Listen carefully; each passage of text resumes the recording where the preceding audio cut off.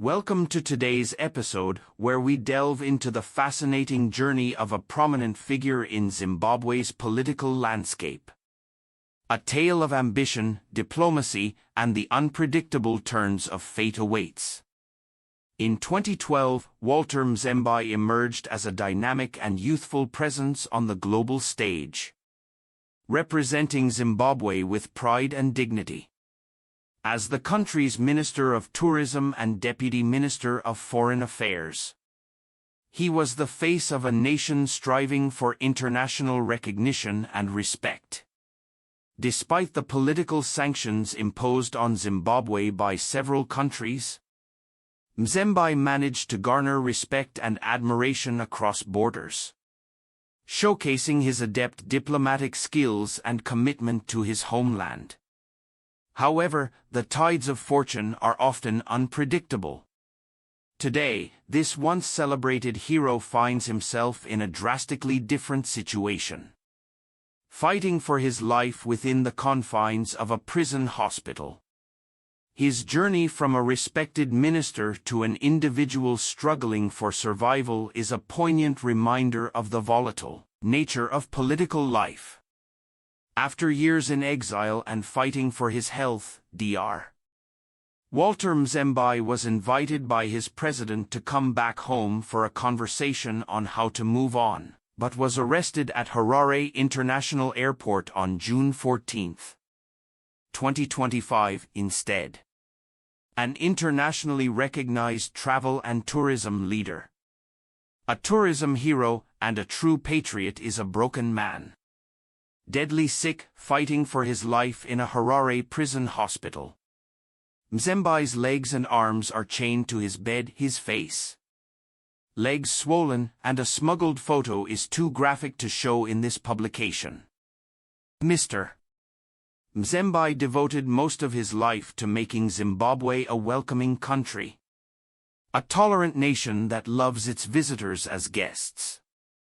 He understood the importance of tourism as both an economic driver and a means of building a positive image. All this may now be questioned by tourism leaders around the world, with whom Mr. Mzembi took decades to build trust. Former Zimbabwean Dr. Walter Mzembi was the longest-serving Minister of Tourism in Africa and also served as Minister of Foreign Affairs. He served his country with passion for many years. And yes, he was a contender in politics with the current president of the country. Allegedly, at the most successful tourism event ever hosted in Zimbabwe in 2013, the UNWTO General Assembly, he donated video screens used at the UNWTO event and a FIFA event in 2010 to a church. This was his crime. He had been arrested after the overthrow of the Mugabe regime. It forced Mzembi to flee to South Africa, where he got ill and was hospitalized. Because he was also alleged to have been poisoned in Zimbabwe, according to some inside information leaked and kept confidential by this publication. Mr. Mzembi had been living in Eswatini, South Africa, and Zambia in the aftermath of the 2017 military-assisted political transition, which saw Mugabe deposed and replaced by then Vice President Emmerson Mnangagwa. Today, Walter Mzembi is a broken man. His president and his country have disrespected him, and this is met with disbelief around the global tourism world. He is fighting for his life at Parareniotwa Group of Hospitals after collapsing while in custody at Harare Remand Prison.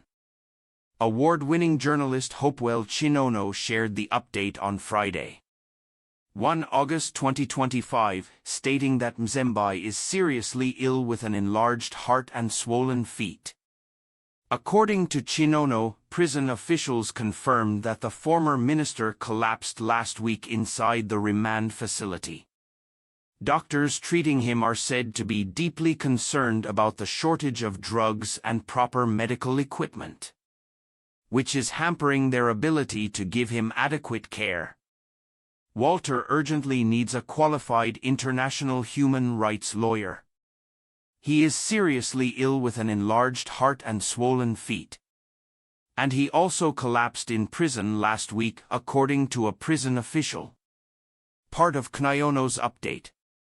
A Harare magistrate revoked his bail and ruled that his absence from court since 2018 was deliberate.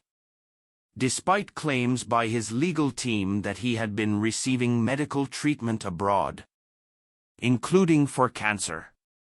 So far, no charges have been brought, and the case has been prolonged repeatedly, keeping Mzembi incarcerated without an indictment, solely on technical grounds.